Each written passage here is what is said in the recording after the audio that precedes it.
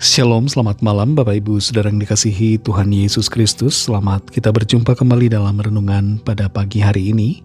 Kita bersyukur karena kasih karunia Tuhan senantiasa dilimpahkannya kepada kita. Tuhan selalu baik, tidak pernah rencananya buruk kepada saudara dan saya. Sebelum kita mendengar kebenaran firman Tuhan, mari kita berdoa.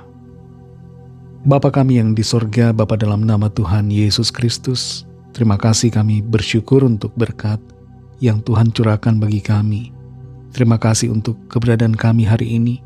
Itu semua karena anugerah-Mu dan karena rencana-Mu yang baik atas kami. Kembali saat ini kami mau mendengar sabda firman-Mu. Urapilah kami Roh Kudus supaya kami mengerti dan mentaati akan setiap kehendak-Mu. Dalam nama Tuhan Yesus kami berdoa. Haleluya. Amin.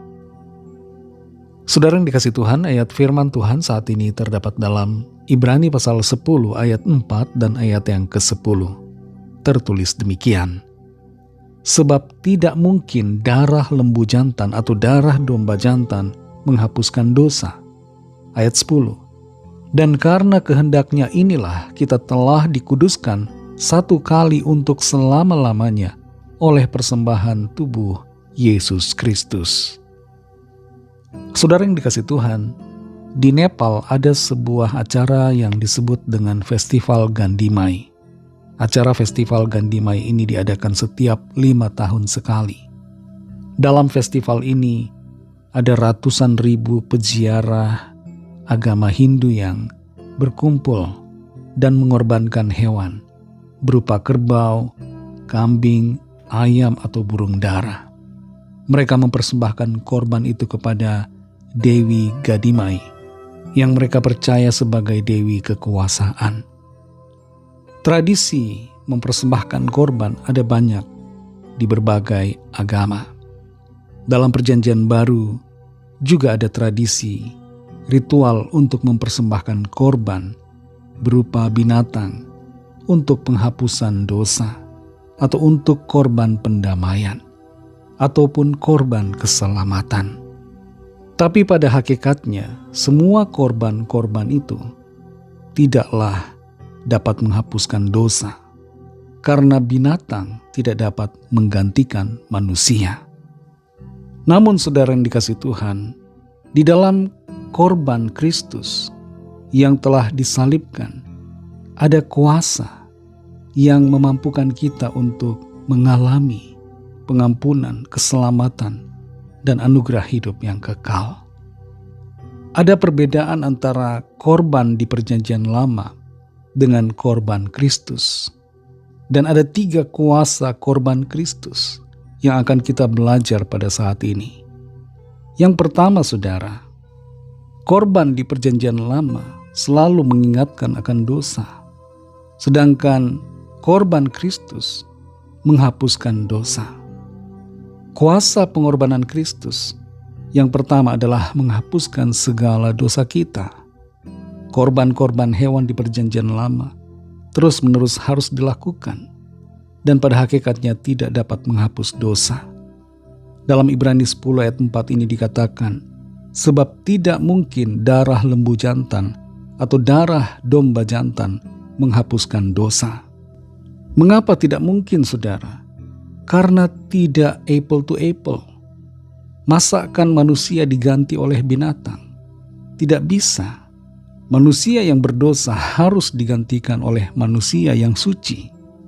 Kalau manusia bisa digantikan oleh kambing atau domba, maka penjara akan penuh dengan kambing dan domba untuk menggantikan manusia.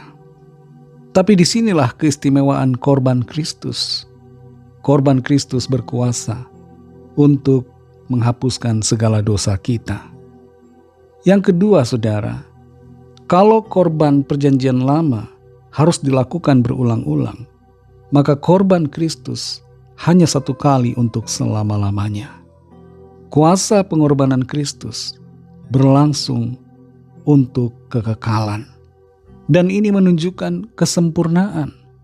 Kalau sesuatu harus diulang-ulang terus-menerus, berarti belum beres, belum sempurna.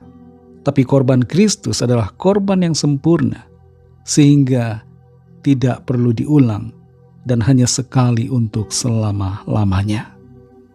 Yang ketiga, saudara, ada perbedaan sikap imam di Perjanjian Lama ketika mempersembahkan korban. Mereka harus selalu berdiri melakukan tugas pengorbanan itu. Tapi Tuhan Yesus setelah mengorbankan dirinya, dia naik ke sorga, duduk di sebelah kanan tahta Bapa. Mengapa dia duduk?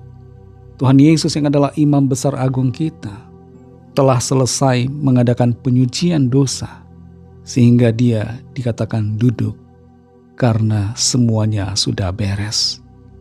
Ada kuasa yang sempurna di dalam korban Kristus yang membereskan segala sesuatu, yang menyelesaikan semua dan menuntaskan karya penebusan dosa atas kita. Saudara yang dikasihi Tuhan, sungguh luar biasa karya korban Kristus atas kita. Karena itu tetap setia di dalam kasih karunia. Hargai pengorbanan Tuhan Yesus bagi saudara dan saya. Dan hiduplah selalu dalam kasih serta kesetiaan kepada Tuhan. Mari kita berdoa. Terima kasih Tuhan Yesus, kami bersyukur ya Bapa untuk berkat firman-Mu yang sudah kami dengar saat ini. Firman-Mu memberikan kami kekuatan, sukacita, memberikan kami pengertian semakin dalam untuk mengenal akan karya pengorbanan-Mu. Ada kuasa di dalam karya pengorbanan-Mu Tuhan Yesus. Karya pengorbanan-Mu menghapuskan dosa kami. Engkau membereskan semuanya. Hanya sekali untuk selamanya dan kami dapat beristirahat di dalam kasih karunia-Mu. Terima kasih untuk firman-Mu Tuhan dan untuk kuasa pengorbanan yang Tuhan sudah kerjakan bagi kami. Pimpin kami Tuhan di sepanjang hari ini dalam segala tugas aktivitas kami, dalam studi, dalam pekerjaan, usaha, pelayanan, dan dalam segala hal, agar kami senantiasa berhasil dan berkemenangan. Kami berdoa bagi saudara-saudara kami yang terdampak bencana alam di Pulau Sumatera, Pulau Jawa, Papua, dan Sulawesi, Kalimantan, dan di berbagai wilayah lainnya, agar Tuhan menolong, memberikan pemulihan, dan Tuhan berikan perlindungan bagi mereka semua, serta penghiburan bagi keluarga-keluarga yang saat ini sedang berduka. Terima kasih Tuhan. Kami percaya Tuhan akan selalu memberikan pertolongan bagi bangsa dan negara kami Indonesia. Lawat setiap kami yang sakit dan yang sedang dalam pergumulan. Nyatakan kuasa pertolongan serta mujizat-Mu bagi setiap kami. Kami serahkan semua ke dalam tangan kasih-Mu. Dalam nama Tuhan Yesus Kristus kami sudah berdoa dan mengucap syukur. Haleluya. Mari sama-sama kita berdoa, doa Bapa kami. Bapa kami yang di sorga, dikuduskanlah nama-Mu, datanglah kerajaan-Mu, jadilah kehendak-Mu di bumi seperti di sorga. Berikanlah kami pada hari ini makanan kami yang secukupnya, dan ampunilah kami akan kesalahan kami, seperti kami juga mengampuni orang yang bersalah kepada kami. Dan janganlah membawa kami ke dalam pencobaan, tetapi lepaskanlah kami daripada yang jahat, karena Engkaulah yang punya kerajaan dan kuasa dan kemuliaan sampai selama-lamanya. Amin. Terimalah berkat Tuhan. Tuhan memberkati engkau dan melindungi engkau. Tuhan menyinari engkau dengan wajah-Nya dan memberikan kasih karunia. Tuhan menghadapkan wajah-Nya kepadamu dan memberikan damai sejahtera. Berkat dan anugerah Allah Bapa, kasih karunia dari Tuhan Yesus Kristus, dalam persekutuan dengan Roh Kudus, menyertai saudara semua, sekarang ini dan sampai Maranatha, Tuhan Yesus datang kembali, dan bahkan sampai selama-lamanya.